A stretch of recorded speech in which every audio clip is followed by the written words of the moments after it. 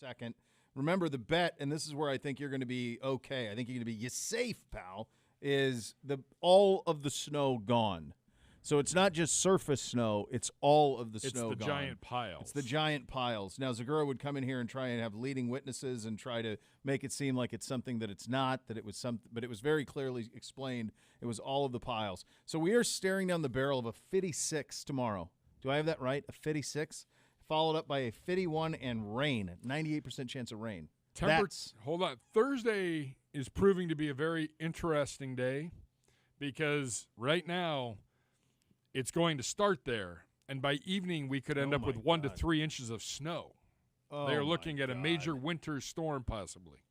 I'm just looking at this. Oh, yeah, it's changed in the last 24 hours. So the hour by hour on this thing on Thursday is unbelievable. It's pretty crazy. So you're talking about by 4 o'clock, you're at 56 degrees at 4 o'clock in the afternoon. And then that quickly – no, that's Wednesday. All right, so into Thursday.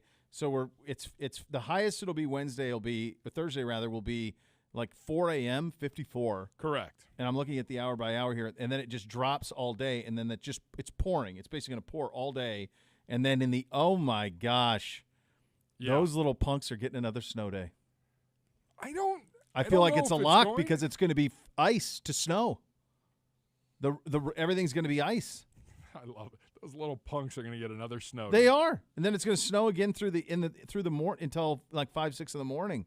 Oh boy, they are definitely getting one. Yeah, their whole life's a snow day. Must be nice. What's that like? I don't know. I mean, you can't believe the conversation I had last. This is my oldest gig right now. Is this his gig? His bedtime is 9:05, and he will do anything that is humanly possible to extend by a minute. Just one more thing, Dad. But what about this, Dad? Like, even if there's nothing. And so what he's gotten really good at is coming up with big life-changing conversations at 9:03. Perfect. So what do you think about this? So I don't want – there's kids in the car. Kids listen to this, a family program, so I won't get into details. And it's not like it was that salacious. And it was mostly his naivete that led me to the conundrum. So you're familiar with the show Varsity Blues, the movie? I am. Do you remember the number that Billy Bob wears in Varsity Blues? Yeah. So he goes – except to use the number, and I don't want to create more conversation for parents out there, but he goes, replace Billy Bob's number with the actual number. Dad, what does Billy Bob's number have to do with anything? Is that a bad word? That's a 9:03 p.m. conversation? It's a 9:03. He hit me in the blonde with that last night, 9:03. That's a bourbon. He's fourth grade, 10 years old. I suppose this is the time. It is. Yeah. So my guess is this is coming from people in his class of older brothers. And I remember being of a certain age and thinking about Billy Bob's number and thinking, well, I wonder what that is. You know, it's one of those things. It always seemed like it was such a big deal. So that's where we're at. So I go, listen, bud, this is it's just a number. It's just Billy Bob's number. That's it. Don't worry about it. It's nothing to worry about. He pressed with a follow-up question, more to the point, to which I said, bud, it's not the time. There'll come a time and a place, and I'd be happy to discuss these things with you. Now, I don't know if this is necessarily a good thing or a bad thing. My hunch is it's a good thing. I would have been, again, my dad was a combination of John Dutton and Lloyd from Yellowstone. So he was not exactly approachable with this type of conversation. So I guess it's good that I'm approachable. My hunch is he's mostly just concerned about finding ways to stay up extra minutes, and this was the gun he pulled from the holster last night. So and yes. You know he's been saving it. That's a premeditated. He saved it to 9:03. Yep, it was a 9:03. Here's one thing that, boy, they're not going to have an answer for this quickly. This is going to buy me 10 to 15 minutes of him and Han trying to get to the bottom of it. This is how this goes. Yeah, we battled with both of my girls. And what age do you remember? It was probably around then. It was probably double figures. Yep. Once you're into double figures, they're looking at the clock and they're like, my friends get to stay up till 10 o'clock. My friends, well, I'm not their parent, but you're my kid. So congratulations on all your success. This is not what we're going to do here. Yeah, exactly. Yeah. And I think at one point the wife the missus looked at him and she was like, if these things are going to happen, like, then we'll do this and have this conversation while you're laying in bed at like 8:45. I like that. I like that. We'll do that up there. Yeah. That's on your time because when you go to bed, that's my time. Correct. Yeah, I like that. Every time he's always coming with like trying to get an extra 5 minutes on the bedtime, and every time he does, I'm like, all right, well, give me a proposal. Why do you deserve it? And if any of the things is, well, my friends, then that doesn't count. That's not a legitimate argument. No. So I make him present little presentations. So that was my evening, and yes, then that was followed by a pretty stiff drink. It unfortunately had to be, because then you realize it's a 4-finger pour. My son is getting older. Yep. And the conversations he's then going to have with his younger brothers are going to leave me with more of a headache. Oh, yeah, because it's all, as you know, the younger ones, they get everything so much faster. So, yeah, that's how I spent my night, which was pure joy. There was really no professional team in Ohio did anything last night. They were all off. Buckeyes, Cavs, Blue Jackets, everybody was off. They all are in action tonight. Welcome to the slow period.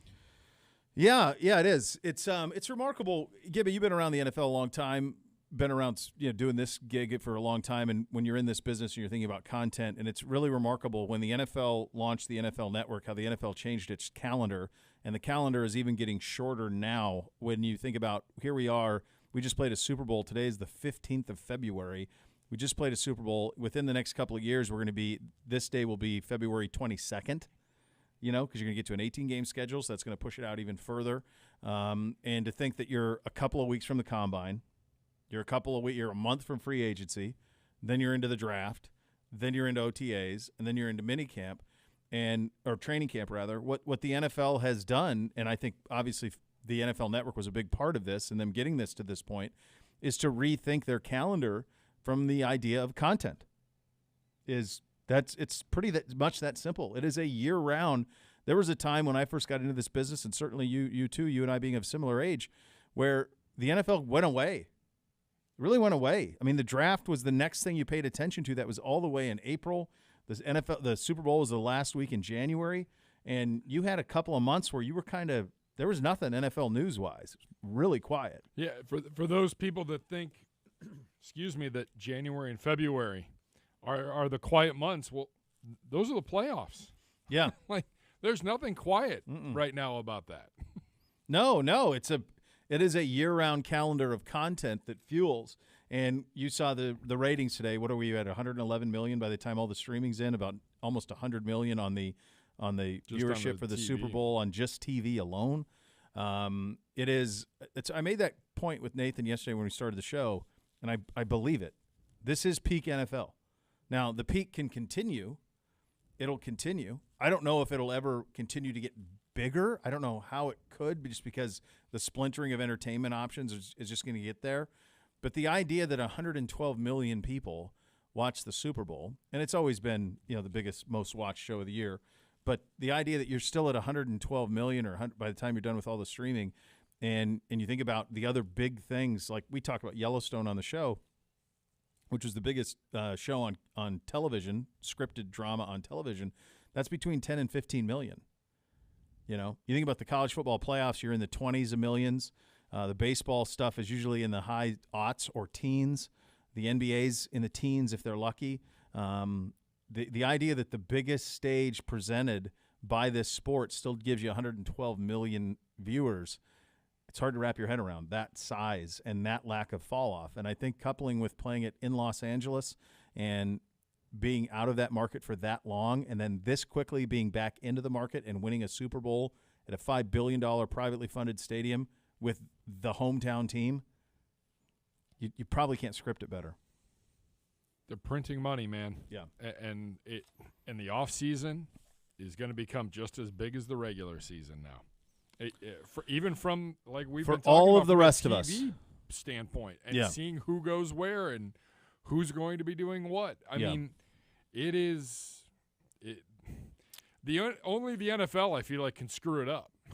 The NFL, well, yeah, and the NFL has gotten to a point, honestly, now, guys, where if you think about it, the NBA was here with the AAUification of the NBA with LeBron and the decision and all of that stuff that was happening well over 10 years ago, where there was true player movement. The NFL hasn't gotten there yet. I thought maybe we would get there last year with Deshaun Watson, but then the off-field stuff cropped up, and that was all put on hold. But you asked the question here, onto the offseason for us and the chasing of the Lombardi and all of that, more excited for the combine, free agency, or the draft. I'm more excited for everything around player movement. I mean, we have this crazy circumstance in Arizona with Kyler Murray. You have Russell Wilson potentially on the move. Aaron Rodgers has a big decision to make. You're talking about three marquee quarterbacks out there with Deshaun Watson as well. I was going to say, did you see Lovie Smith's comments yesterday? I did not. What did he say? Lovie Smith was asked, I believe it was by Albert Breer. Okay. And he goes, I want a resolution ASAP. Like, does he have the organizational clout to demand that? Who's running the ship down there, man? I have no idea. An Easterby guy, or is it Caserio? Like, I mean, was he the 7th or 8th option? Right. You know, how far down the list? Like you said, do you have any pull if you're the 7th or 8th option? Right. Yeah. But you're still I think everybody wants those things done. Everybody wants that stuff done as soon as possible, but someone's got to be – you have to have dance partners. And it does feel like now is the time. Between now and free agency, a lot of this stuff. Rodgers has said already publicly that he's not going to hold the organization hostage. He wants a quick decision on it. It does seem like most of the momentum for him is to stay in Green Bay and that they'll restructure and chase some Super Bowls with him and Devontae Adams. I'm not sure anybody would have had that a year ago. The Deshaun Watson one's a total wild card because he still hasn't been in court. There are no criminal charges. So that thing is just – I don't even know what to make of that, and I think that's probably what's held up any sort of movement there. Russell Wilson will take some doing if you're going to do that, if you're going to move off of Russell Wilson in Seattle. I don't recall – do you remember in all of our conversations about Wilson if he had a no-trade clause? I know Watson does. I believe he does. So he had a list. I remember he had a list of teams that he wanted to go to, but I didn't know if he had a no-trade or not. I know Watson has a no-trade. And then this Kyler thing, which I know we're going to talk about a little bit later, I mean, he's the one guy who has, he's got a legitimate backup plan. I mean, he was a big-time base. If he wanted to go play baseball, he'd go right into the A's right now. He was a first-round pick. He had a lot of guaranteed money with the A's. He had to pay it back. Like, he could use that leverage if he wanted to, if he didn't want to play in Arizona anymore. He could be the first NFL player to truly use player empowerment to force his way out while still being a franchise cornerstone. Yeah, I don't understand the Cardinals picking a fight with him, with Mort. Does he force his way out, or is he trying to force the GM out or the head coach out? Which hard to believe it would be Kingsbury as much as those two are linked. I mean, the only reason he's a Cardinal and number 1 overall is because Kingsbury was picking. Nobody else. You and I, we were all at that combine. There's nobody else who's picking Kyler Murray 1. Nope. Only Arizona. And, maybe it speaks to how smart they were about it because he's been a good player. But that's, to me, that's so consequential. I was looking at the future stuff, like just from a betting standpoint. Like the Seahawks are 35-1, the Steelers are 40-1, Dolphins 40-1. There's some incredible value on teams that, boy, you plop one of those quarterbacks in there. God forbid one of those guys ends up in Pittsburgh with everything else they have. They'd be right there. They'd be right there with it. So that to me is fascinating. I think we're headed for, to your point of the NFL and kind of this whole conversation, you are headed for, when you think of those quarterbacks in the mix, an offseason unlike any you've seen, truly. And I think the draft is going to take a big step back. No, there's no marquee quarterbacks. It's about your wide receiver position. Yeah. And what happens there. But, yeah, how many teams in this league are going to try to take the L.A. Rams approach? You have a window. It's win now. Yeah, I think we were talking this a little bit yesterday. There are certain markets that can do that. Yep. Like Dallas. If I were Dallas and there was a way for me to add if I felt like I was a big-time player here or there away, I would do it at Dallas. I'd give up a 1 for that in a second. I think you'll see teams like San Francisco do that. You could see Seattle do that if they decide that, them and Wilson are going to work together. I think there's those type of places that are, Seattle's not necessarily a destination, but San Francisco would be, Dallas would be. I think Miami and Tampa kind of could be destinations. Arizona could be a destination where you don't need the first-round picks. People are always going to want to play there at a discount, and the Rams benefited from that tremendously. I think you could see that. Maybe you see that with the Chargers too, if their ownership wants to be aggressive. But from a draft standpoint, it's just not a great draft. From a glamour standpoint, it's not. There's some really good receivers in the draft. Even the guys at the top, like Aiden Hutchinson, the kid out of Michigan, he's a really nice player, but he's not a Bosa. Is he a franchise changer? No, he's not a Bosa. He's not Myles Garrett. He's not Chase Young. He's not that. And there's all the talk. He's going 1 overall. So there's not that type of – this is not that type of draft. I think a lot of people will talk themselves into these quarterbacks with Willis and Howell and Pickett. A lot of people will talk them into them just because there's such a need for it in the league. But it's not a – now, we haven't got into it all with all of our draft guys, so maybe it's a really deep draft. But at the top end, like Jamar Chase, one of these receivers ain't Jamar Chase. There's not that type of guy in this class. So to me, it's the player movement that's the most exciting. And we'll get to this free agency list in a second, but it's the free agency list, and it's then what happens with all these quarterbacks. It's really that simple. And on that front, we may have never seen anything like it. All right, so what do you have with this with Rex Chapman? You sent me this. It says, "Did you see this Rex Chapman video? What am I looking for here? What is he put out?" Just a bunch of birds falling from the sky dead in Mexico. Oh God. What kind of birds? I'm not really sure. It's like a yellow top and a black bottom. Are they little or are they bigger? They look big.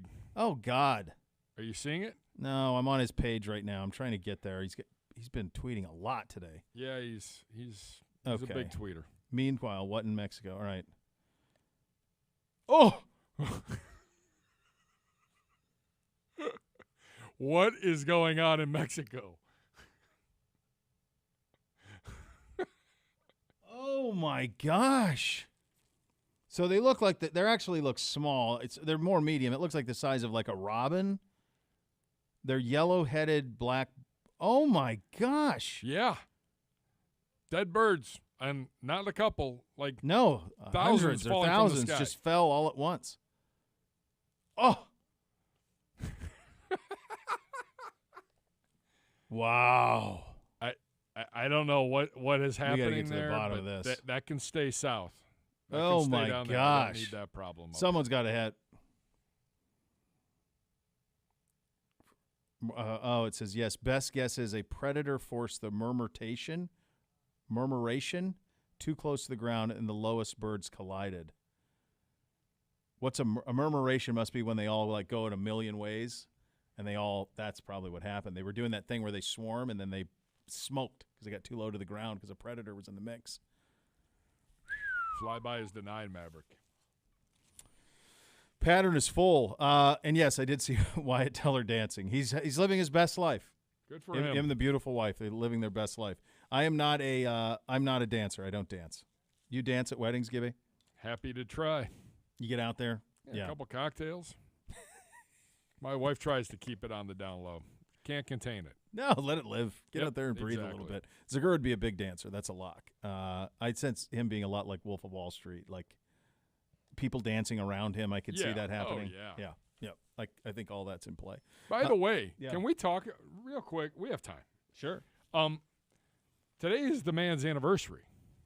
Okay. Oh, that's right. It's a big day. Happy anniversary to him and Miss Kay. Happy anniversary. Yeah, wonderful. And the lady. Yeah. Who do I run into in the cafeteria? The lady. She's working. He's off. What? Yeah.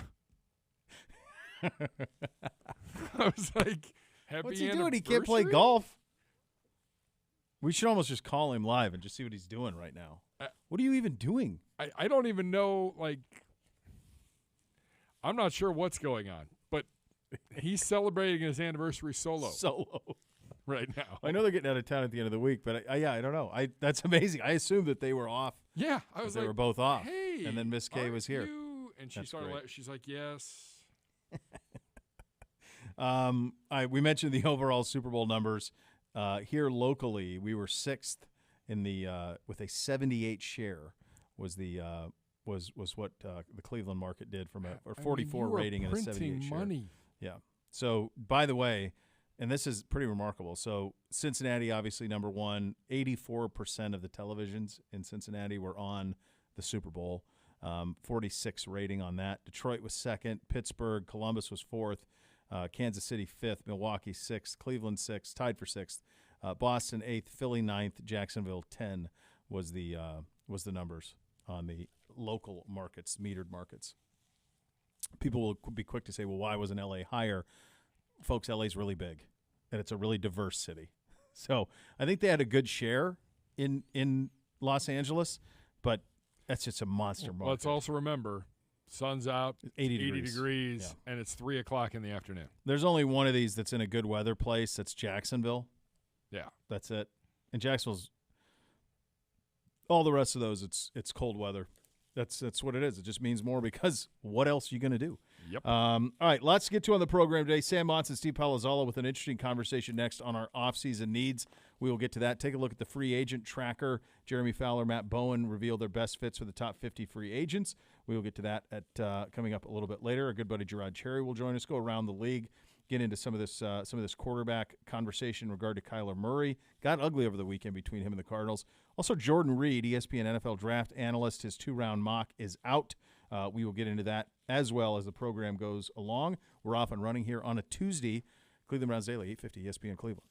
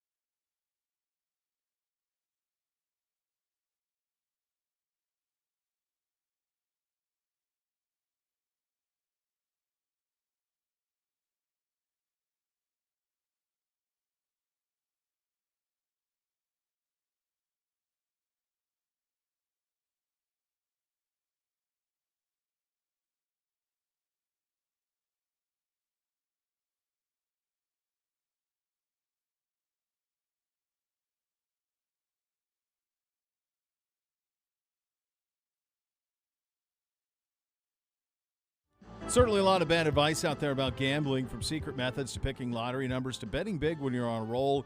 The miss can lose you money when you get into a lot of trouble. So before you wager, find out what's real and what isn't at keepitfunohio.com. We are 2 days removed from the Super Bowl, but certainly now plenty of time to start focusing on the offseason. You've got the combine, you've got free agency, you have the possibility for trades, and then, of course, you have the draft. All of these means and ways to improving your football team. The good friends at PFF, Sam Mons and Steve Palazzolo, discuss our biggest needs this offseason in the PFF NFL podcast. Let's have a listen. Let's go to the Cleveland Browns. You're down 5-14. Depth chart, and I'm looking at it right now. And or there's just, first off, sometimes the depth chart screams at you like, here's the need. This is a defensive line offseason for the Cleveland Browns, because out of their top 8 players, they've got 2 under contract, including Myles Garrett being one of them. So that's the first thing. The second thing, this is another team, the Patriots, the Jets, the Browns are going to be talking about that wide receiver one. Where's that top wide receiver? We thought we made the move for OBJ. It didn't work out a couple years ago. We need a top receiver. We need somebody to take the attention from Jarvis Landry and Donovan Peoples-Jones. So I think receiver and defensive line are going to be the hottest topics in Cleveland this offseason. Yeah, I mean, they absolutely need that number one wide receiver. And, you know, people are doing sort of victory laps and look, OBJ was right all along kind of thing. And, yeah, there were people that were kind of taking sides of, is it Baker, is it OBJ? But I think the kind of rational people were always, it's both, right? For whatever reason, the thing just isn't working here. And the Browns, at that point, were right to get rid of him. Like, it's not that what he's done so far with the Rams invalidates the Browns getting rid of him, because you know he wasn't going to do that with the Browns, right? Right. And you didn't really have an alternative to be like, well, whatever reason, the chemistry between OBJ and Baker Mayfield isn't working, so let's keep OBJ, bench Baker Mayfield. I mean, sure, they could have benched him for Case Keenum given his injury, but I don't know that was fixing anything.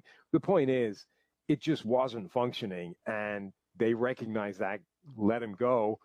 It was a good thing for OBJ, who gets to go and potentially try and win a Super Bowl with the Rams, but it does mean that the Browns are right back where they started, which is, you know, we might have a quarterback in Baker Mayfield. Now we need to give him some receivers to play with, because Jarvis Landry is a nice wide receiver, but he's not an elite number one that can take away that kind of high-end coverage. Anthony Schwartz is just speed and nothing else at this point. Donovan Peoples-Jones, you know, flashes, incredible playmaking ability, but it's just flashes at this point. They need a guy that can be what OBJ was supposed to be.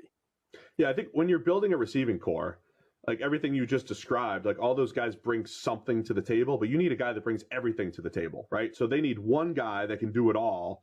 And then Landry looks like a nice little possession receiver, and you can draw up some plays for the speed that Peoples-Jones and Anthony Schwartz bring to the table and all that stuff. So receiver is going to be huge. Along the defensive line last year, I thought they did a really nice job of piecing it together with veterans. They didn't get the best production out of guys like Malik Jackson, who got old quickly. Malik McDowell, who had his own, you know, he was coming back from not being in the NFL for forever, and then, you know, now has his own off-field issues. I thought they got good production out of Jadeveon Clowney opposite Myles Garrett, Tack McKinley before he got hurt. But all of that needs to be redone, because all those guys are not under contract for next year. They'll all be hitting free agency. So you need interior players, you need edge players. The defensive line in Cleveland just needs a lot of attention this offseason. So that's going to be something I think they're going to attack both at free agency and the draft with a lot, because and it's okay, because most of their secondary is coming back. Most of their back seven's coming back outside of Anthony Walker and Ronnie Harrison. So they don't have a ton of needs on the defensive side of the ball. They've done a good job building depth there, but defensive line is going to be huge for them. Yeah, and I think they'll be interested in keeping Jadeveon Clowney, I would imagine. Yeah. I don't think the Clowney's done what he's been trying to do for years, which is play his way into the giant multi-year contract that he seems to want, at which point, I think if he's been willing to take these single-year bets on himself for the last, few years, he's probably willing to take another one. And if the Browns can get him back for like another 1 year, 8, 10, 12, whatever it is, million, do it, because he was productive for you for, 2/3 of the season.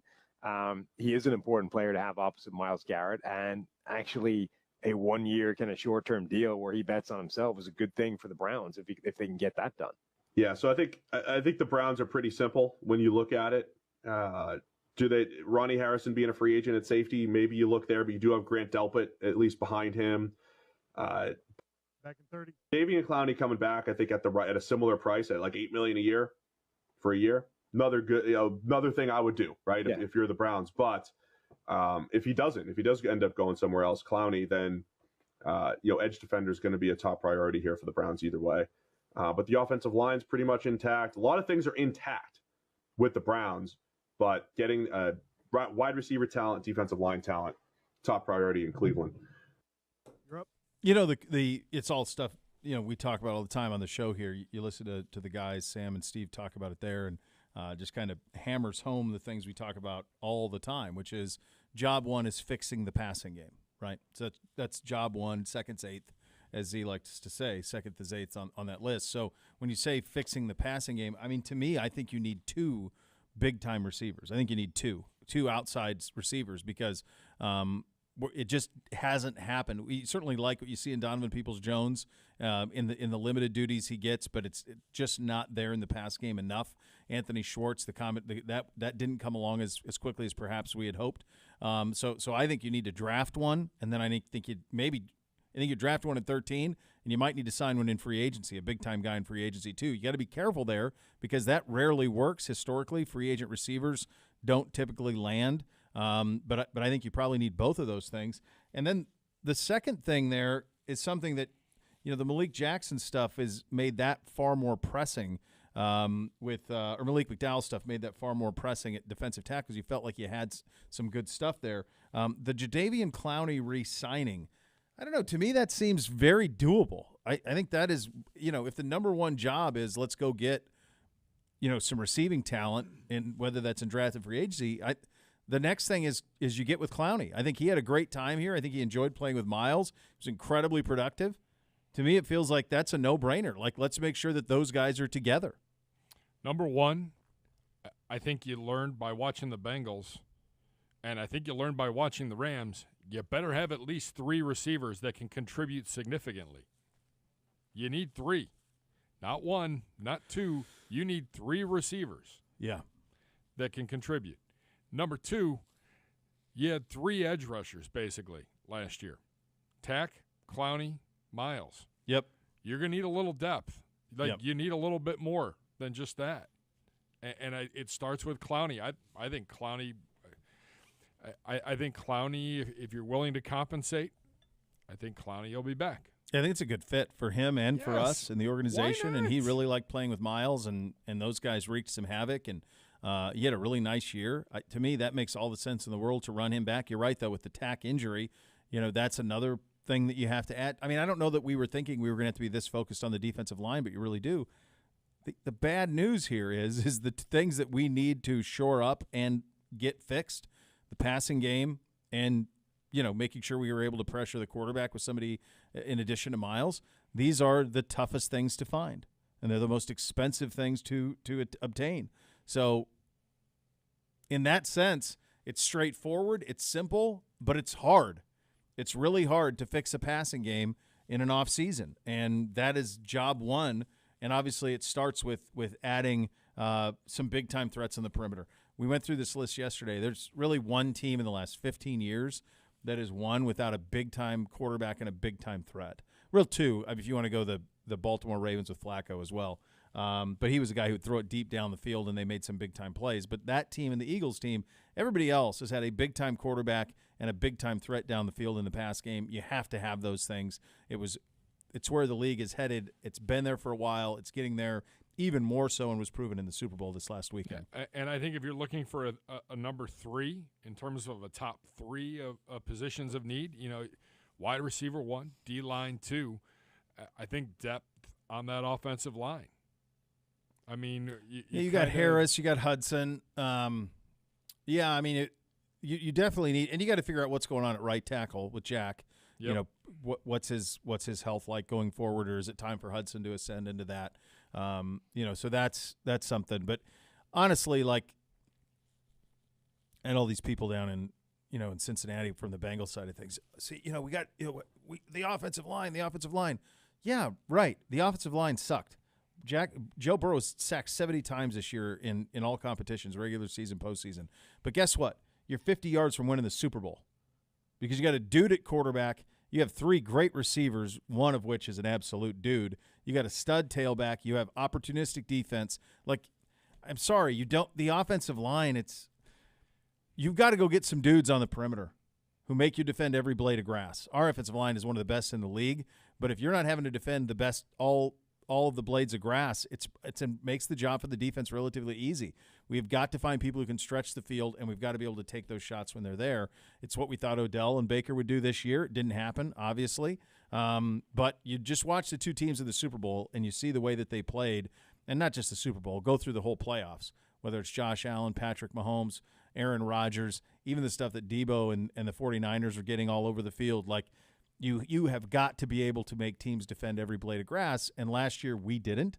So that's job one, man. Even more than D-line. That's got to be the focus. Yeah. Do you remember going into the divisional playoffs? Yeah. 8 teams. All of them had a dude at wide receiver. You got to. Every single one of them had a guy that would keep a defensive coordinator up for the entire week. Yep. Yeah, and it's the home run, the 20 yards down the field, those 20 yards a catch guys. That's what you have to have. Otherwise, it's compressed, and it doesn't matter how good Nick and Kareem are. Everybody's up. Everybody's up because there's nothing to fear on the outside. So I agree with the guys on that front. And could free agency potentially be a way to address that? Jeremy Fowler, Matt Bowen revealed the best fits for the top 50 free agents. Guess what? They have a receiver coming our way. We will tell you who coming up next. You listen to Cleveland Browns Daily on 850 ESPN Cleveland.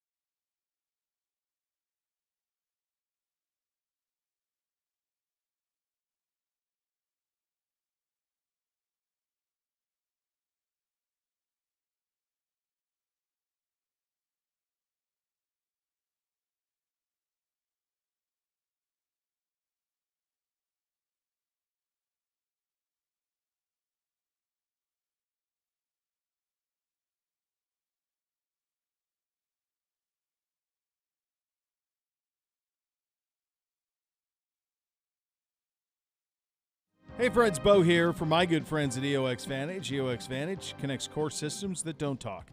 From reporting and analytics to insight decision making, you can gain a more complete real-time picture of your business. You can eliminate the Excel nightmares from your business, visualize your important data in one place, gain real-time insight to make data-driven decisions on performance through role-based visualization dashboards. With EOX Vantage, you can benefit from lower overall costs, better alignment between technology and specific business needs, scalability, ease of deployment, and management. EOX Vantage makes your data work smarter, and it's going to move your business forward. You're about growth, and your software should be too. With EOX Vantage, your company will scale effortlessly. Local presence, global footprint, trusted by some of the world's biggest brands.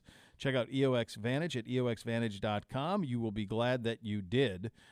Before we get to this free agent tracker, I just got 2 alerts, Gibbe, of a flood warning, flood watch in effect for our area, for here, right here in Berea, from Wednesday at 7 p.m. until Friday at 1 a.m. Yeah. So there's your 57 degrees, rain all day. That ain't going well. I mean, it's been a nice slow melt. There's been very little ice. It got a little. The last couple nights were a little icy because it got so cold. But it's been a nice slow melt. It's been under control. Yeah. And now it's all going to go to hell in a handbasket. So just from your, as the official meteorologist of Cleveland Browns Daily, with the ground that is still frozen, because on the top I would think it's frozen. It's had snow on it for 3 weeks. I would think the first couple of inches would be frozen, wouldn't it? Or pretty close? It's pretty packed, but you can still go through it, as I found out last night walking through my backyard with the dogs. What I'm wondering, though, is when that snow goes off, the ground level, like is the water going to hit it and run off, or is it going to saturate and stack? That's the thing I'm curious about. Probably more of a saturate and stack. Yeah, so there's going to be a lot of standing water. I mean, the runoff, you're going to get the runoff from the giant mounds. Yeah. Like, you're going to get a substantial amount of runoff. I still have well over 2 feet of snow where I am. I mean, on the level. So I can't even imagine when that starts to go where that's all going. Yeah, if by Saturday that's gone, you're going to have much bigger problems. We're underwater. Well, Yeah. I wouldn't be, but some. I mean, that's a lot of rain to get out of there. Not ideal. High wind warning tomorrow. Yeah. Where things are going to get a little interesting for the next 2 days. Yeah. I'm really liking this new app that I have. This is the deal. Now, did you pay for the premium? I did. $8 a year. If it's worth it, it's worth it. $8 a year, no ads. I mean, did I tell you what I'm doing with $8 a year? Reminded me of this. So the oldest, he's into Fortnite. So apparently every video game now, everything is about incentivizing them to buy more stuff, power packs. Oh, yes. Skins, he calls them. I don't know what any of this is. So he has his own money, which he's made through either his birthdays or like little chores and stuff. And so he has what he calls his own money, even though it's all been given to him or it's mine. So I'd call what I have a Fortnite tax on him. So if he wants to buy skins, and let's say it's like an $8 skin or power pack, and I hope I'm saying this right. Well, it's my own. In fact, I'm so naive that if I'm not, if he wants to pay $8 for the skin, then he owes me $12. So it's a $4 tax to buy the stuff for the video games. So he wanted to buy, it was like a $20 power pack, and I said, well, for you, that's $30. And I'm taking the 10 because I just hate it. I just think it's so stupid. So he's got a video game purchasing tax that comes my way. Yeah, it's one thing to buy the game.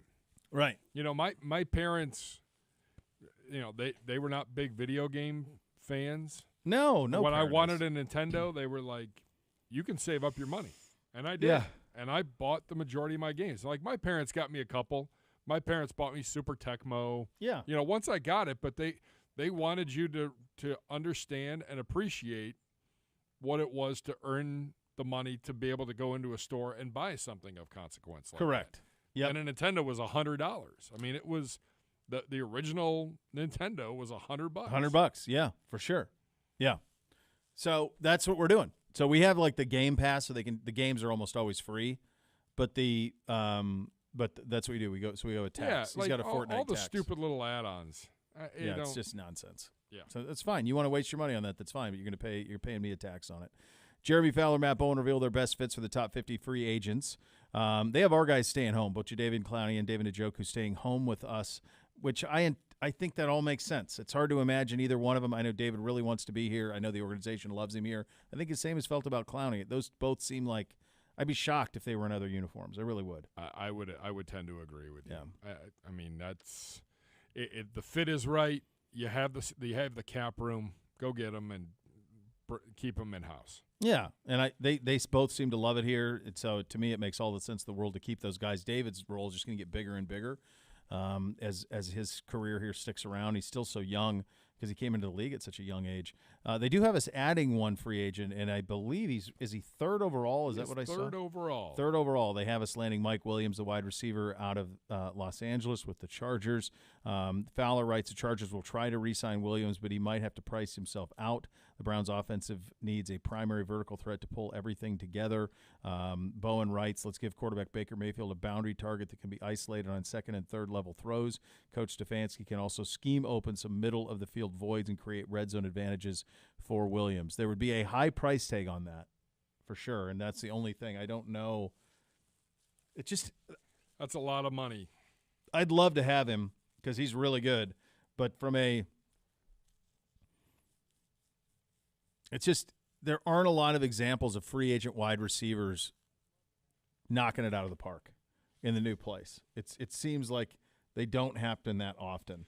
I mean, if you're the Chargers, I just feel like that's a franchise tag waiting to happen if they've got the cap room. Yeah. You would. I mean, from their perspective, they have to feel like to me their issues are defensively. So like I'm sure they're going to try and sort that out defensively and try to get better there because they could score on anybody. And that's what they brought Staley in for was that side of the ball. So, I mean, I'd love to see it, no question. I mean, you get Mike Williams and you draft Pick either of the Ohio State receivers or Jamison Williams out of Alabama, the kid out of USC, the kid out of Arkansas. Pick any of those guys and put him on the other side and Jarvis in the slot. Now you're talking. That's a squad there. So Keenan Allen is set to make $19 million. That's a lot of money into your wide receiver core. But, yeah. I mean, again, did the Bengals and the Rams both show you what you need to win? Playmakers. Yeah. Well, yeah, and the Chargers have the other part of it in that they have a big-time quarterback Correct. who can rip it. So, like, that's why I think they were another team that was an interesting bet. I want to say they were like 30 or 25 to 1 to win the Super Bowl. Like, they've got the quarterback. They've got the deep threats. Defensively, they have some questions, but other than that, you like it. In terms of what they are. I'd like to see it, certainly, but it seems like the price would be really, really high. A couple other things of note. Go ahead. The Chargers' cap space, it appears, if I'm looking at this correct, is $57 million. They've got some money to play with. Yeah.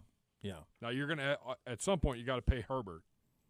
Yeah, there are ways from that, though, right? I mean, he's only in year 2. He's going into year 3. So he's where we were with Baker going into last year. So – They should be okay. It looks like, as I'm looking through the Fowler list, and this is what I thought, it looks like these guys have them being very aggressive to enhance their defensive side of the ball, that they will be signing a couple of guys to make that side of the ball a little better because they could do about everything else. They just struggled stopping people, and that would be it. I mean, Allen Robinson is a free agent receiver in this. They have him going to the Colts. He's a guy who was great in Jacksonville, and early on he was really good in Chicago as well. They have OBJ 10th on this. I wonder if this was done before or after the injury. Because they have him going to 7 a.m. this morning. Wow. So they still have him 10 despite another injury to the knee. So they have him going to Kansas City on that front. Yeah, they got Kansas City being very, very active. That, by the way, speaks to. Do you remember around a year ago at this time, or the Chiefs were like a $400 million over the cap, and now all of a sudden they've managed it to where they can re-sign all their free agents and re-sign other people's free agents? Yeah, they brought in a couple. Who's the guy they traded with Pittsburgh? Defensive lineman from the Chargers originally. The kid at Ingram. Yeah. Melvin Ingram. Just played like he played great. Yeah. Yeah. So there's always ways to get creative. Every time anybody say, well, the Packers can't make this work, they're up against it on the cap, they're not going to be like, nah, you can make it work. Yep. You just got to be able to convert it to guaranteed money and spread it out over multiple years. You got to have guys willing to do that. Yeah, you have to have people writing checks. Change some things around, and yeah, I think it's interesting when you take a look just looking at all this stuff. I was reading the OBJ stuff to Kansas City. Yeah. I didn't realize Travis Kelce is going to be 33. Yeah, their window's there. I mean, they're in a window. Arguably he's their best player maker. Yeah, I mean, him and Tyreek going together is what, one underneath and one over the top, which allows for, a lot of what they do. They're certainly in the middle of it. Absolutely. 33, though. Yeah. I mean, that's – Yep. They have Winston 37 on this list. They have Winston going to Pittsburgh. Yeah. On this list. They have him number 37 overall. They also have Pittsburgh getting Stephon Gilmore signing with them. They have Devontae Adams going to the Raiders, and they cite the fact that he played with Carr in college as the reason for that. I don't know. I think Devontae Adams is going to do what he feels he has to based on what Aaron Rodgers does. Feels like it. It feels like that would make all the sense in the world to try to run all those guys back and make the money work. You only get – I think if you've learned anything, you think about that, and maybe this is the thing, maybe this is the lesson from the Rams. You only get – not necessarily from the standpoint of getting rid of first-round picks and mortgaging everything to win now. The Rams were in such a unique place because they were trying to make a foothold in L.A. where it's very difficult to make a foothold. So the pressure they were under was pretty immense. They delivered on it. But I do think the one message that you will see that is something that will be copied around the league is if you think you're close, by God, go all in. If you think you're close, go all in because this thing can disappear in a blink and your window can be gone. It's a sliding door that you miss, and all of a sudden you're back to rebuilding before you even know it. Like if you feel like you got a roster that's close, you got to go. And when you look at a lot of this stuff that these guys are projecting in free agency, it reflects that attitude of we're close, let's go. And if you're go all a in. couple players away, yeah, you just got to shoot for the moon. Yeah, and the idea that potentially those 4 quarterbacks could be in the mix, there's as good a chance as anybody to go from slightly off the pace to ahead of the pace with just one move. And I wouldn't hesitate to move first-round picks. Yeah, I mean, look at the parity in the AFC. A couple it's a wins, snake pit, man. You're 2 or 3 wins away from being the 3rd seed and not out of the playoffs. Yeah. You could, I mean, and you better be able to sling it because if you had to go like some combination of Burrow, Herbert, Allen, Mahomes, you're going to have to go through 2 of those guys to get to a Super Bowl. May have to go through 3 of them. Yeah. You got to be able to go toe-to-toe with those teams to be able to compete in the AFC. It's just the price of doing business with the quarterback talent in our conference. Rumpke Waste Recycling, family-owned and operated. Whether you join them as a customer or as an employee, you'll be part of the family. Visit rumpke.com to learn more. Gerard Cherry will join us coming up next. We'll recap the Super Bowl, the year that was in the NFL. Have a little fun with Gerard coming up next. You're listening to Cleveland Browns Daily on 850 ESPN Cleveland.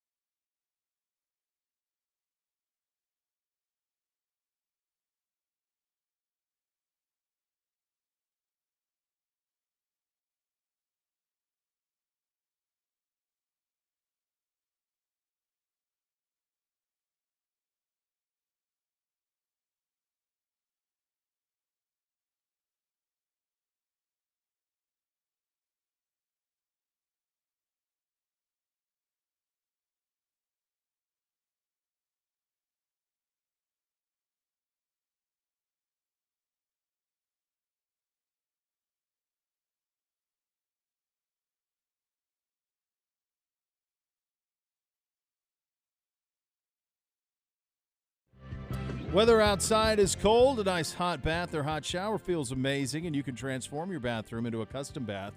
It'll feel like a spa, that wet space will. If you go to my friends at the Bath Authority, they can make it a reality for you at a fraction of the cost of the competitors. The Bath Authority is Cleveland's premier bath and shower remodeler, expert factory-trained installers. Call now for $500 off your next custom bath or shower remodel. You can give them a call at 216-220-8399. Go to thebathauthority.com. It's where affordability meets quality. Largest selection of bath projects are all made in the United States. Change your bathroom from outdated to outstanding acrylic tubs. They'll insulate, keep that heat in, tub to shower conversion, superior products. Expert installers at thebathauthority.com. 216-220-8399, $500 off your next custom bath or shower remodel. Time to have a little visit with our good buddy Gerard Cherry, co-host of The Next Level, who follows us right here on 850 ESPN Cleveland, three-time Super Bowl champion. Hey, pal, good talking to you, man. What's up, Beau? Out here living, brother. I'm out here living. I saw all of those palm. I said, like, this was Apex NFL this weekend. Like, you're playing in a $5 billion stadium. The hometown team is playing in the game. The day appeared to be perfect. I mean, there was not a cloud in the sky, sunny, 80 degrees, and it was everything that you would want on a cold February day to remind you that there are places where it is not gray and there is not snow. It checked all those boxes. And then some, because when you look out and you see nothing but trees with no leaves, it can be disheartening at times. But it was a great game, Beau, and I really appreciate the fact that those guys did come up and play with their A effort and showed up and showed out in that game, because it was one of those deals where you were saying, will this be one of those games in which it will not live up to what we saw so far with the AFC Championship and NFC Championship and the playoff series? But to my liking, it certainly built up to that because it came down to the end. It had all the drama you want, didn't it? I mean, it had every ounce of drama that you would want. Burrow with the ball with 1:20, an opportunity to go win it. There was an hour of kind of bad play, I thought, in the second quarter and into the third. It was a little dicey. It wasn't necessarily the prettiest football. But in between that, we got the Dr. Dre halftime, which was one of the greatest things that I've ever seen. So that made up for it for me from an overall package standpoint. I do think it was an interesting contrast. There was a lot of pressure. A lot has been made, Gerard, of the pressure that was on the Rams, and obviously it was there. They have mortgaged their future to win right now. They felt it important to win right now in Los Angeles to try to capture that market, something that has been so challenging for teams in that Los Angeles market. So they leverage big, they win big. But I wanted to flip it and ask you this. Was there pressure that we didn't realize it on Cincinnati from the standpoint of, you know how hard it is to get to a Super Bowl? They had the ball with 1:30 and 2 timeouts. A touchdown wins it. With Burrow as clutch as he had been. And you think about the path that they took, the big comeback against Kansas City, playing a Rams team that was good, but Gerard, to me, it didn't feel like a great team. Is this potentially an opportunity missed for Cincinnati as well? Oh, it certainly is an opportunity missed for Cincinnati, because you didn't walk away from that game saying to yourself, oh, my gosh, one team was 3 steps above the other team. And really, I felt that, yes, the Rams were the better football team per se, because they had more complete roster. But if the Cincinnati Bengals have a semblance of a decent offensive line, we're probably talking about a much different outcome. We're probably talking about them beating the Rams by a couple scores as opposed to losing by 3 points. So in my mind, if you're Cincinnati, you look at that film and you go back and say what could have and what should have been, because it came down to what has been your Achilles heel the entire season. That was your offensive line. I just had this conversation with Matt Fontana.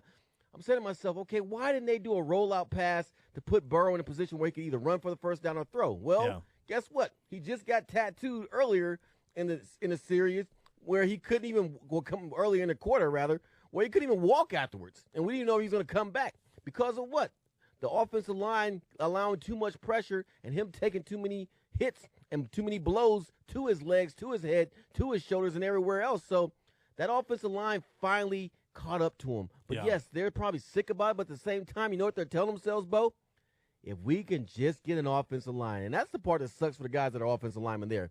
They went to the Super Bowl, and they have no job security. No, whatsoever. None. No. Oh, yeah. I think you do it 10 times out of 10. They're not in that game without Jamar Chase.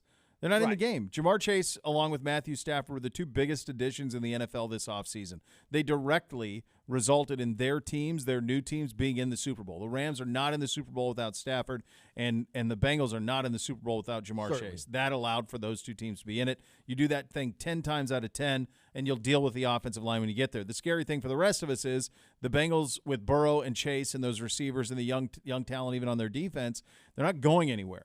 This AFC is a snake pit, man. It is an absolute snake pit of talent at the top of it. And I think sometimes, I guess that's where I'm going with from the Cincinnati perspective, like how brutal is it to try to get through it's going to be to get through this AFC in the coming years, because Herbert is only going to get better. Mahomes is going nowhere. Allen's only going to get better. Now you have Burrow in the mix, and they're ahead of schedule. Everybody thought maybe next year they could be contenders. Certainly not this year. Who knows what's going to happen with Deshaun Watson? If Aaron Rodgers goes to Denver, which seems to be the favored place for him to land if it's not Green Bay, all of these factors, and you look at the AFC and you go, man, if you can't spin it, and maybe that's the big lesson, Gerard, if you cannot throw the ball down the field, I don't know how you can get out of the AFC. I really don't. Right, because when it's time for that explosive play to take place, you better have a quarterback that, one, can deliver a catchable pass, and then have a receiver who is special, who can, one, break tackles and just catch the football when it's in his path and his radius.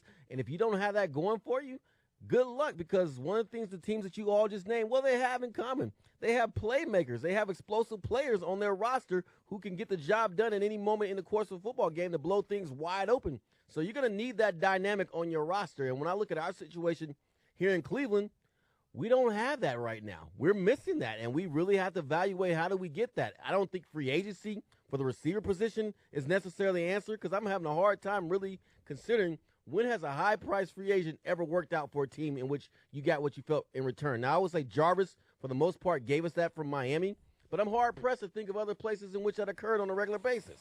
Boy, good luck. Yeah, I mean, there's a steady list of instances where it didn't work. When you talk about true free agent receivers, I mean, it's a short list of guys who come in and make a big impact. I think the thing that it's funny, like you come out of this and then everybody wants to try and copycat, and they're like, oh, man, we're gonna get a chance to get Stafford, then you got to do it. You give up the first-round picks. Listen, man, there aren't that many Staffords around.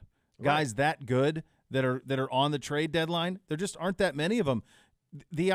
You saw the no-look he threw to Cooper Kupp. You saw that in the fourth quarter. You've seen that, like that. That started to go around over Sunday night and into yesterday. Like, he's elite. He validated how elite he was with this postseason. He won 4 games in the postseason. 3 of them come from behind efforts. He made throw after throw after throw. There aren't a lot of Matthew Staffords out there. You know, I'm talking about the league at large, not necessarily just here. I'm talking about the league at large. This notion that, let's go get somebody like Stafford to come in here and save us offensively. Good luck. Those guys don't hit the market like they're pennies. No, there's just not a plethora of those type of guys. And just to add some more credence to Matthew Stafford and what he does from a technical standpoint, when they did the slowdowns and reviews of his play, you notice, Beau, he never looks at where he's actually going. Never. And as a defender, that is tremendously difficult to gauge and get a jump on the football when you have a quarterback that savvy and that well-intentioned that, hey, I'm not going there. You don't know what I'm about to do. And at the last second, that allows a Cooper Kupp, a Odell Beckham, a Jefferson to get wide open or be open in that tight window to make a play. So you're right.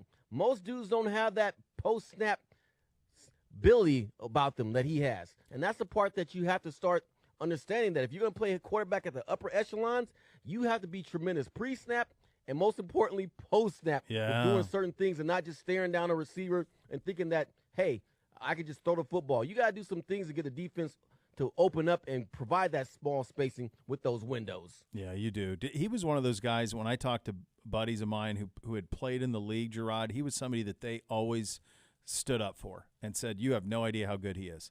And I always took them at their word, because they're smart people. They played in the league. I thought they have to know. But it's hard because you're in Detroit for that long, and you don't really ever get the opportunity to play on a stage. So when he went to the Rams, you felt like, well, he's going to have to really ball out to justify all of this. And boy, did he. To win a Super Bowl in year one, just tremendous. When you think about this offseason that we have ahead of us, and here in Cleveland, the NFL at large, it is February 15th. when you won your Super Bowls with New England, it was it's the end of January or the early February. We're 2 weeks later into the schedule. Guys like us who do content for a living, we love this because we got the combine in 2 weeks, we got the free agency in 2 weeks, then we'll have the draft, we'll have some trades. You have all this stuff that's going to keep the league, on the front burner. Which aspect of the offseason are you most looking forward to here locally? Is it free agency? Is it possible trades? Is it the draft? Where's your head in terms of improving this football team here in Cleveland? I have to look to the draft because in my mind, you're going to find that receiver in the draft. I don't think you're going to find him via free agency. Now, it can always be a pleasant surprise, and we don't know how guys are going to develop in the course of an offseason.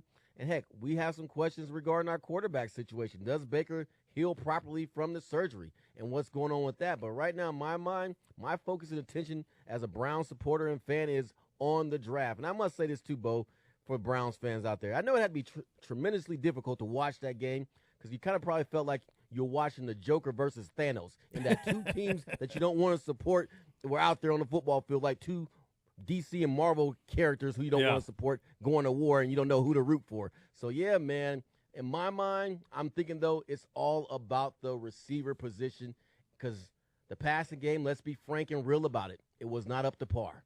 No, it's job one, man. I mean, it's the number one job. Gibby and I we were looking at this list, free agencies and all this stuff, and I said, look, man, you've got to address the passing game, and that's all of it, right? That's, is Jack ready to go at right tackle by the time coming off the injury, or do you have an answer for that? That's quarterback. Is Baker healed healthily from the injury? Is he able to be the guy that he was in 2020?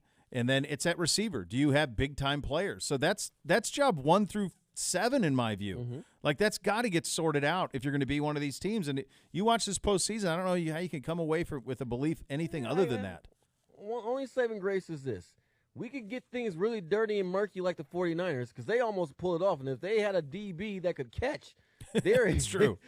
We have a different outcome as far as the Rams being in the Super Bowl. So it can be done still, but the question becomes, if you're going to play that brand of football, you better have a training camp in which you get guys mentally and physically prepared to grind it out on the regular and just be tough, hard-nosed football players and not be about finesse. Straight grinding. Yeah, and also the other thing that they do, that the 49ers do, is while they're not this big downfield passing game, they do make you defend everything horizontally with Debo. Mm-hmm. So between Debo and Kittle, you have to defend everything vertically and horizontally. So it stresses defense, and with all the misdirection that Kyle does, it stresses defense in another way. So you're right. There's a path for it, but you have to get very, very creative. I wanted to ask you, when you saw – I know you've talked about it on your show many, many times, but when you saw obviously Tom retire, but then also never say never, do you read anything into that? Yeah, I totally read anything into that because it could be a situation where Giselle mid-July, all right, dude, it's been real. Go back to work. I mean, I just want to see if you're going to make that sacrifice for me and the family to see what your intentions are. But no, we're good. We got this rhythm here. I'm good seeing you 6 to 8 hours out of the day on a regular basis. You never know. I mean, that could be the case because he keeps on playing around with that. And I can see a situation where if he gets her blessing, that's the key part. He has to get her blessing. Because without her giving the A-OK, it's not happening.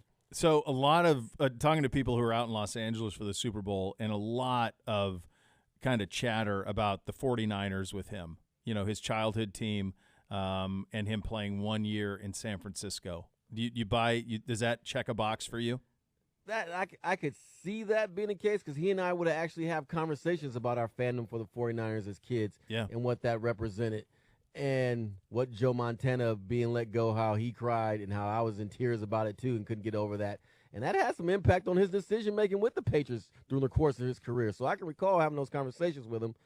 But I don't know if this – when I think about the 49ers, though, that's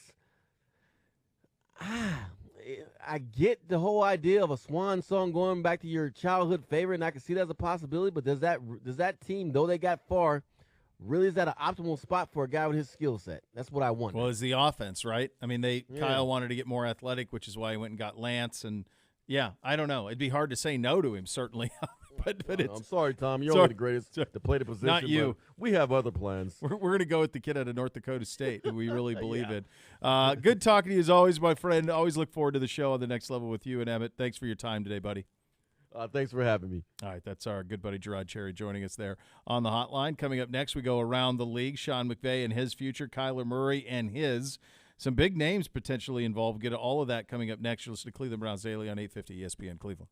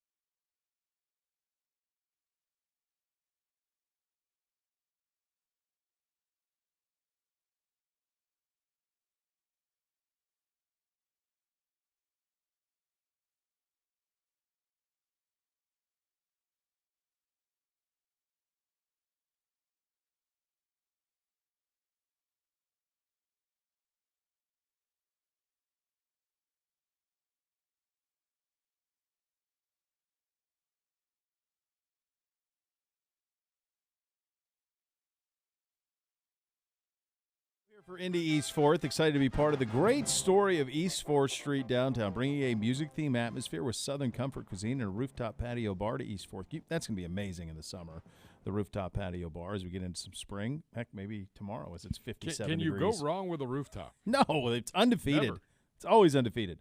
Offering unique menu items paired with barrel-aged cocktails, brought to you by the owners of Char Whiskey Bar and Grill and Avo Modern Mexican. Stop by Thursday through Sunday. The All-Star festivities begin. Lunch opens at noon. Mark your calendars for February 26th for Indy East 4th Brunch. Indy is hiring. Stop into Indy on East 4th Street to apply. Learn more at Indy East 4th on social. So there you go. It is All-Star games this weekend here, isn't it? It is. Does it feel like it to you? It does No. not to me until I read that in the read. I forgot all about that. That's this weekend here. Yeah. And by the special programming note, we will be off Friday and Monday.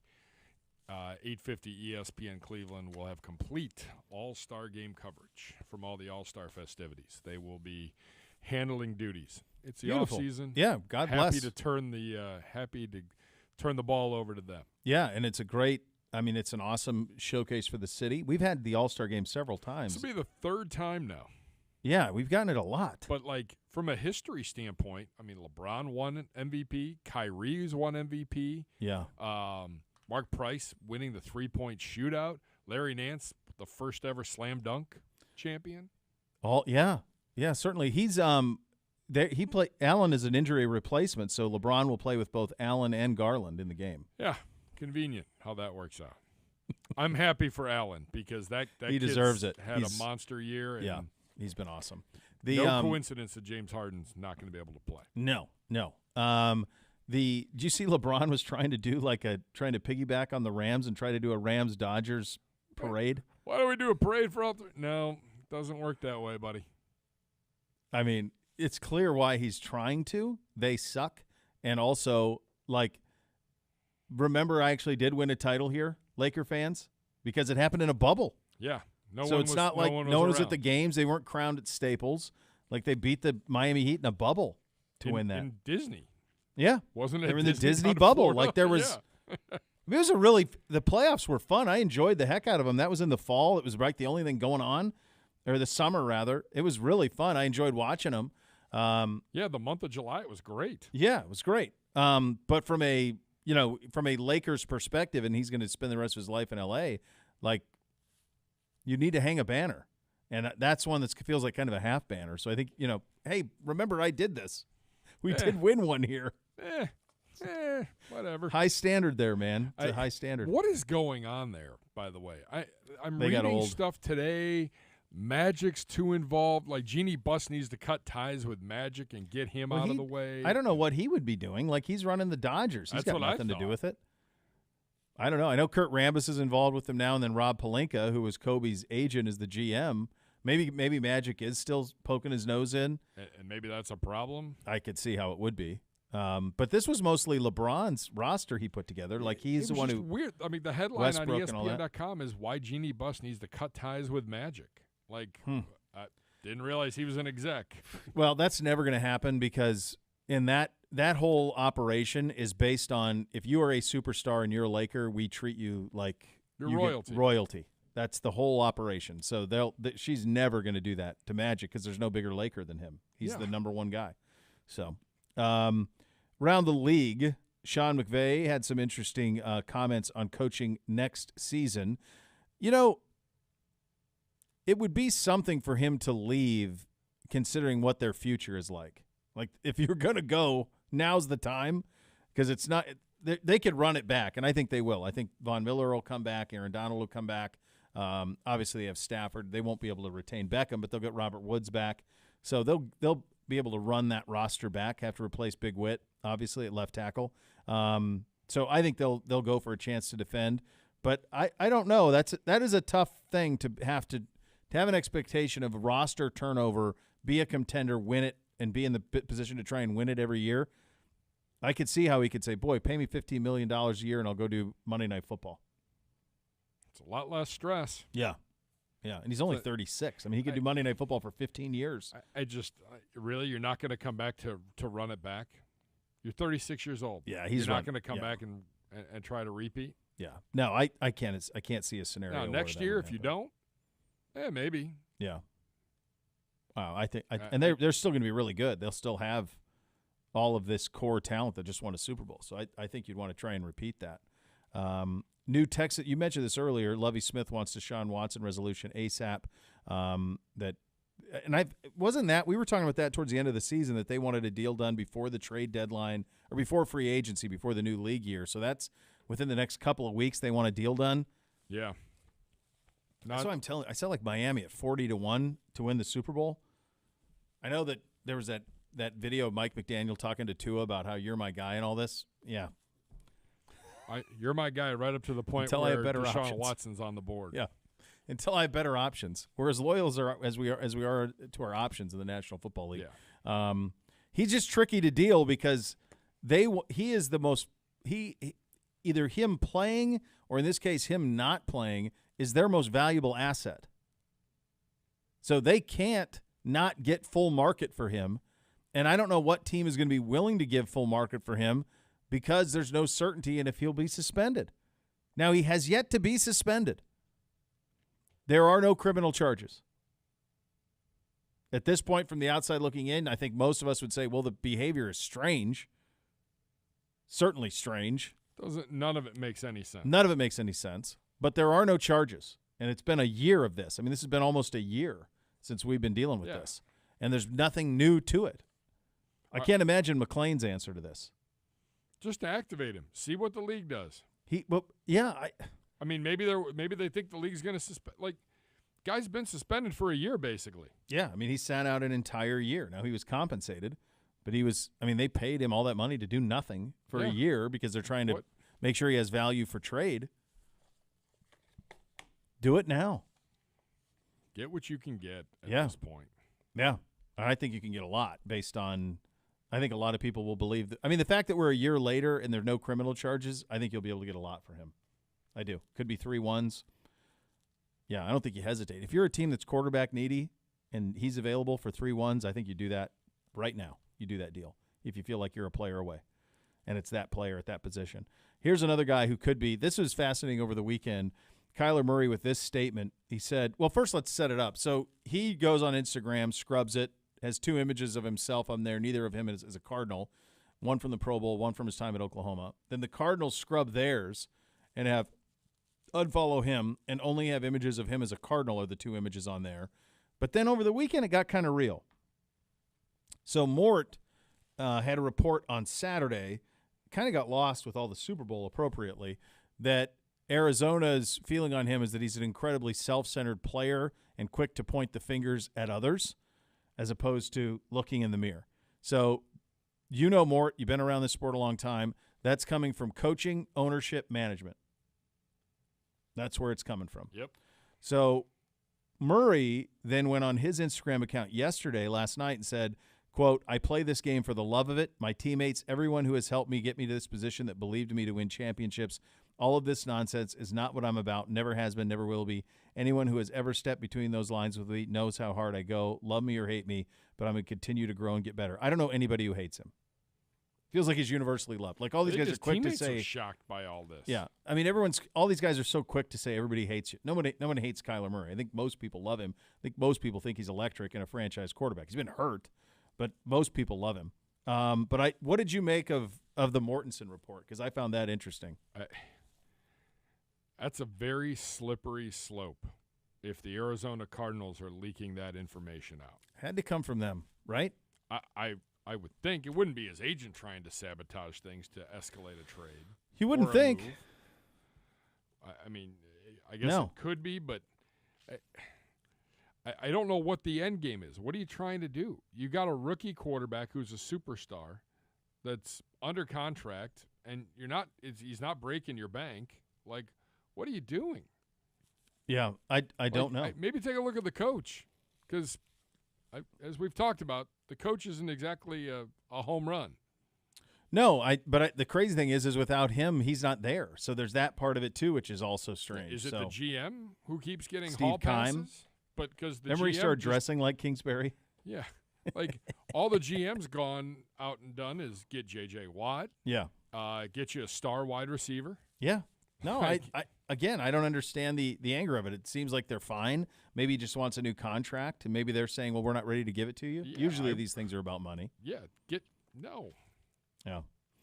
All right, coming up next, but that's 4 quarterbacks who could be in the mix, and that's good news for the league because this is not a quarterback-ready draft. Jordan Reed does the draft analyst stuff for ESPN. He will join us next. He's got a 2-round mock out. We'll talk about the receivers, talk about the quarterbacks, talk about defensive linemen, defensive ends that we could be keeping our eye on as well.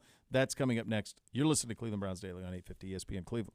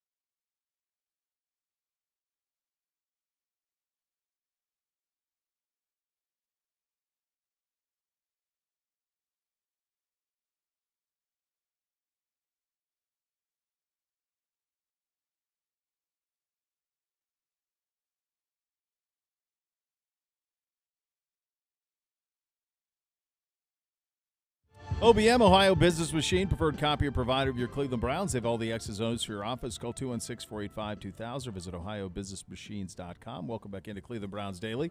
Draft season is upon us, has been upon us, actually. Senior Bowl, Shrine Bowl, those are in the books. And for some perspective on this class and what we can expect, one of the bright stars, young stars in the business from draft analyst perspective, he is ESPN's Jordan Reed. Jordan, thanks for taking the time. Before we get into the specifics of your draft and the specifics of the Browns' needs juxtaposed to this draft, big picture, what does this draft have a lot of, and what is it lacking? Well, I think there's certain positions. Well, first and foremost, I should say thank you guys for having me on. It's always a pleasure being here. But concerning this draft class, I think there is a lot of strengths to it, specifically on the defensive side of the football. I think cornerback and edge rusher are probably the two most prominent positions that I think has a lot of depth through the first 2 days of the draft. And then on the offensive side, I think wide receiver, offensive tackle, and tight end, they have some strong points as well. So it really aligns and is tethered to some of the weaknesses that the Browns have right now, which is along the defensive line. And then also at wide receiver, I think Andrew Berry and the scouting department, of course, are going to do a good job like they always do, but they're going to have a lot of options in this draft class of the sequential order of which ways or which areas they want to attack first. Yeah, I think you're right. I mean, this feels like a draft a couple of years ago where it was like, look, we're taking a left tackle. It's just a matter of which one. And we got Jedrick Wills and very happy with what he's given us to this point. But it feels that way at 13 with receivers. So let's just kind of go through some of these guys that are available. You have, for your mock, you have Treylon Burks, the kid out of Arkansas, going to the Browns at 13, but you have a couple of guys going in front of him. Let's start with Burks. And what is it that you like about him? Are there some comps in terms of guys playing in the league? I know that's always dangerous, but what makes him a good fit for the Browns, and why did you mock him here? Yeah, so the tricky thing about comps is that everybody wants to project or use it as if I'm projecting them to be that player on the next level. But I think comps are more so like playing style and who they kind of remind you of. And Treylon Burks, he was Mr. Do-It-All for Arkansas, and they kind of used him a little bit different this year. They let him play wide receiver a little bit more this year as opposed to last season. Last season, they treated him basically like the best player on the high school football team. So you really had to pause the TV screen to find where number 16 was. He played wildcat quarterback. He played running back. Sometimes he lined up in the slot and even on the outside too. So they just treated him like the best player on the team, and you really couldn't tell. There was no consistency of where he was going to line up. And that kind of hurt his development a little bit going into this season. But he really took off this year. And if you go and watch the Alabama game, he was phenomenal in that game. He had a 90-yard touchdown that was just unreal. He just completely escaped away from everybody on that defense, which is saying a lot when you're going against Alabama. But he's about 6'3", 225 pounds. And he reminds me a lot of, he's a mixture of A.J. Brown and then also Demaryius Thomas.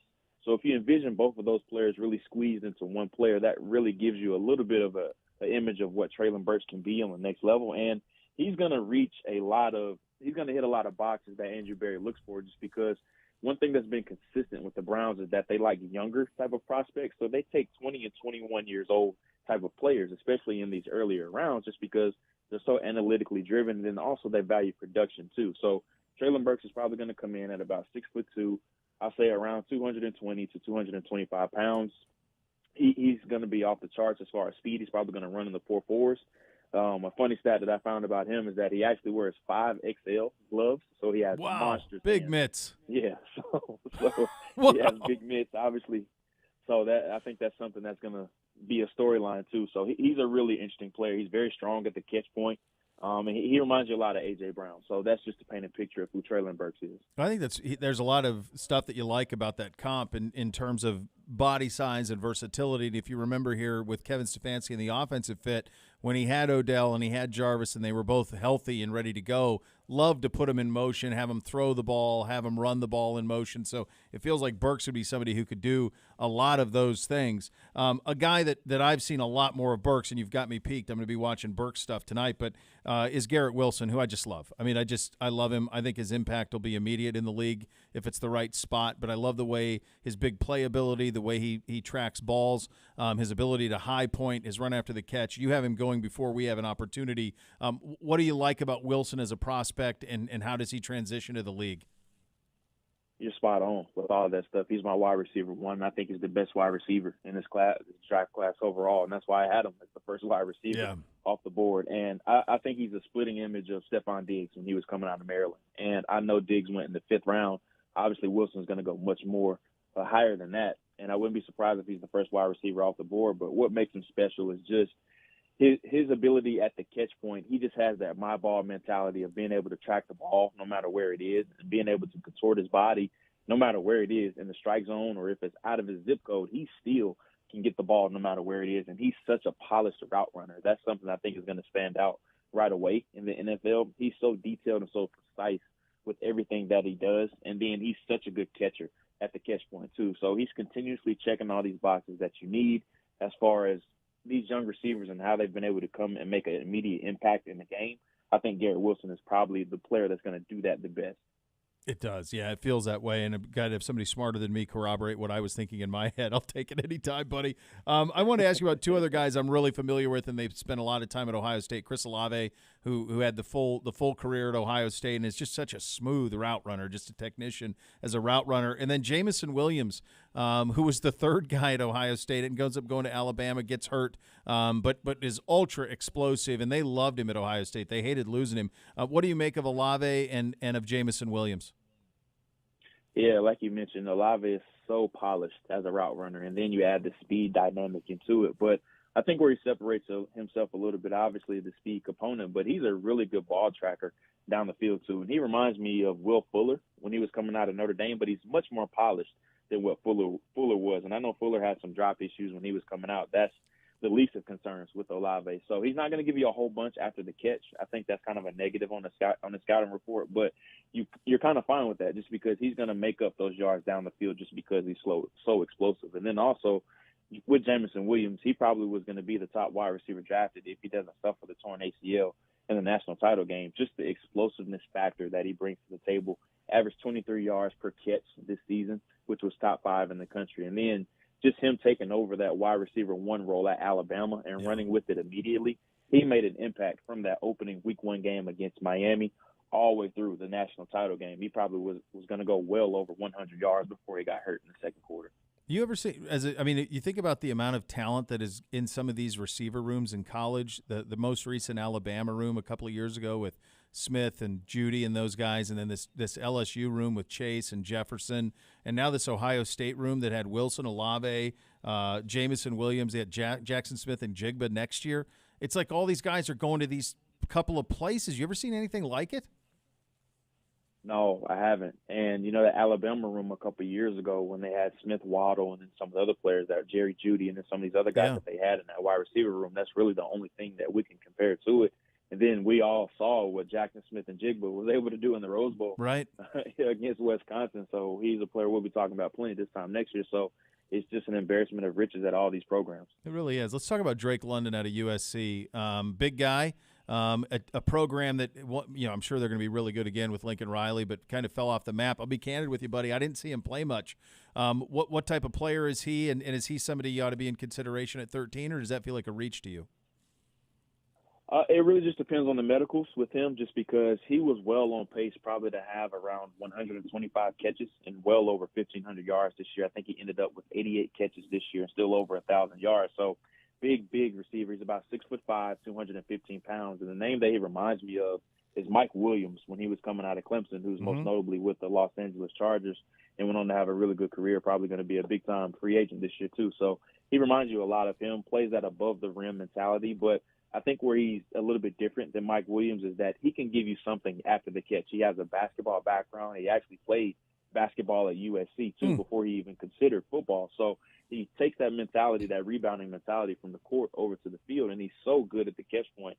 He needs to clean up his routes a little bit. I think he can get a little bit better as a route runner, but I think he's definitely a first-round pick, and he's the youngest prospect in this draft class too. Doesn't turn 21 years old until this upcoming August. So he's a very, very young player. Oh, my gosh. Yeah, absolutely. Doesn't turn 21. In the second round, you have us taking London's SC teammate Drake Jackson, the defensive end, out of USC in the second round. I agree with you, by the way. I think you have the right positional importance, wide receiver, D end. I think that seems very, very likely in terms of what this front office will do in this draft. Let's give me a couple of thoughts on Jackson, and then second-round defensive ends in general. Who do you like? Yeah, he's really, really athletic. That's something that really stands out about Jackson. He is a little bit lean. He's about 6'5", 260 pounds, but he has that slinky kind of body. He kind of reminds you of Leonard Floyd, who we just saw win a Super Bowl ring with the with the Rams, But with him, he kind of reminds you of that type of body type, that 3-4 kind of stand-up outside linebacker, but he also can play that 5 technique in a 4-3 defense too, which is something the Browns have played with. They interchange their fronts quite a bit.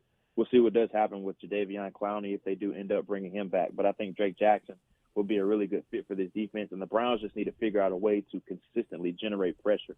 I think opposite of Myles Garrett, that position's kind of been a game of musical chairs a little bit, and they need to get some young talent in there to help them out. But some other names that you hear about in the second-round range, Myjai Sanders from Cincinnati, I think will be a really good fit. Boy Mafe from Minnesota, and there's plenty of others too that I think would be really good fits. But those two are really those guys will be two that I think the Browns will have a lot of interest in. Jordan, I got to give you credit on this. I've been for a month or so on this program and others just discussing what we've seen in the NFL from the quarterback position, specifically in the AFC. And I don't think anyone would argue that this is an elite quarterback draft. Maybe I'm wrong on that, but I don't know anybody would argue it's an elite quarterback draft. But I think people are going to talk themselves into some of these guys, and you seem to have followed that. And maybe you think this is a better group than I do, but you got 4 quarterbacks in the top 20. I would not. That wouldn't shock me at all. Do you believe that this group is that special, or do you just think it's just the importance of the position in the league? Yeah, I like to call it the quarterback tax, just because every year, or I shouldn't say every year, but whenever there's not a consensus top guy, you usually have some guys or the media really talk themselves into people, just because the quarterback position is of the utmost importance. Not just in football, everybody knows, or everybody calls it the most important position in sports. And then we're watching guys like Josh Allen and Patrick Mahomes and these other quarterbacks battle back and forth. You have to have an elite type of guy at that position to be a contender every single year. But I think what's so different about this quarterback class is that over the past 3 years, we really haven't had, or we've had that consensus top guy. We had Kyler Murray in 2019. We had Joe Burrow in 2020. And then obviously we had Trevor Lawrence last year. This draft class is kind of reminiscent to 2018 when Baker Mayfield, Sam Darnold, Lamar Jackson, Josh Allen, and all those guys were coming out. And you guys can attest to this. We had no idea who was going to be the first quarterback taken at number 1 overall. There was some steam about Sam Darnold. Nobody knew about Baker Mayfield being the guy until like 5 minutes into the draft when the Browns were on the clock. So I think this draft is very reminiscent of that. Not saying a quarterback is going to go top 5, but just saying who the consensus number 1 quarterback is going to be, or who that first quarterback is going to be that's selected. Jordan Reed is our guest, ESPN NFL draft analyst. We knew you when, my friend. It's Jason Gibbs, and appreciate a few minutes of your time. And it's a 2-round mock, and you can find a ton of stuff that Jordan's putting out both on his Twitter handle and at ESPN.com. Jordan, I got to ask, biggest challenge in putting out a 2-round mock prior to the NFL Combine? and number 2, what are you looking forward to the most this year with the NFL Combine? Obviously, it looks like we're going to be back to normal, but more importantly, some drills are changing as well that I think are going to help in terms of evaluations. Yeah, well, the first thing with the mock draft is that I just try to be relatable to the teams and matching up their needs to the prospects that they have taken in years past. Like the Browns, for example, they take age into consideration. They take production into consideration too. So I'm not going to give them a 23 or 24-year-old prospect in my mock draft. So little things and little details like that are things that I pay attention to, and I try to make things as realistic as possible. But you guys both know the tough part about mocks before the combine is before free agency too. And the Browns may go out and they may sign a defensive end or a defensive tackle. So they're probably not going to take one early if that ends up being the case. So it's always tough making these mock drafts prior to free agency and then also the combine. But something I'm really looking forward to at the combine is just the podium sessions being back. I'm a big background guy. I like learning guys' story, how they're wired, how they're driven. So being able to actually see them talk at a podium, that means a lot to me, just because I like taking down little notes and just hearing about little stories that they've been through. Little things like that matter to me, as opposed to interviewing these guys through Zoom and through a laptop screen. It's a little bit of a different feel. Yeah, it certainly is, man. You do great work. Look forward to seeing you over at the Combine here in a couple of weeks. Be fun. We'll catch up and do this again over there. Thanks for your time today, bud. Absolutely. Thank you, guys, as always. Always a pleasure. All right, that's Jordan Reed, ESPN NFL draft analyst. Yeah, that's the deal. I love that quarterback tax. People are going to talk themselves into these guys. Absolutely. They're going to. I know that people are like, well, I'm only taking 2 right now. Well, by the time the Combine ends, There'll be 4. There could be 5 in the top 30. I said this a month ago. I think Sam Howell is going to be somebody that really is a riser. He had him. I think he has going him to Pittsburgh. second quarterback off. He has Malik Willis going 1. Does he have him going second quarterback off to Pittsburgh on this one? I think he does. No, he's got Pickett 11 to Washington. So he's got Pickett second. And I'm sorry. He's got Howell to Pittsburgh. Howell to Pittsburgh, yeah. At 20. Yep. Matt Corral going to New Orleans at 18, and then Malik Willis going 6 to Carolina. I think it could totally happen. It's going to happen. And I'll tell you what, if the quarterbacks fall into the teens, there's going to be a lot of movement. You're going to have an you could opportunity- benefit. Like if you're the Browns at 13 and you have 4 quarterbacks on the table or 3 quarterbacks on the table, someone's going to come and make you an offer on draft night. Yeah, and especially if Wilson doesn't move, if Rodgers doesn't move, if Watson's going to move, but if Kyler doesn't go anywhere, all of a sudden there's a lot of places that need quarterbacks. They're going to talk themselves into it. Still so much more to come. You listen to Cleveland Browns Daily on 850 ESPN Cleveland.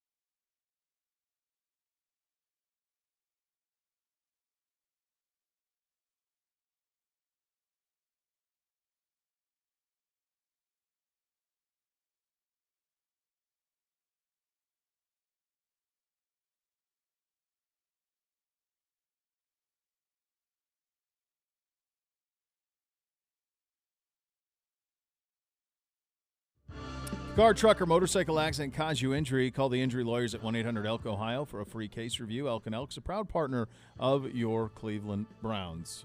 So Thursday, NBA All-Star Weekend kicks off here. That's when it starts going, and then you got I believe so. Celebrity stuff Friday and dunk contest and all that on Saturday, and away we go. We just hold our breath when Mr. Garrett takes the court on Friday night. He's got to go. He's got to go the Uncle Beau pickup basketball routine, which is I just run 3-point line to 3-point line.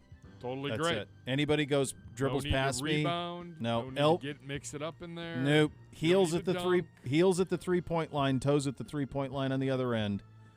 Don't ever cross those lines, and you'll be safe. Yep. No exactly. Achilles, no nothing to worry about on that front. The next level is coming up next. Thanks for listening, everybody. Cleveland Browns Daily, 850 ESPN Cleveland.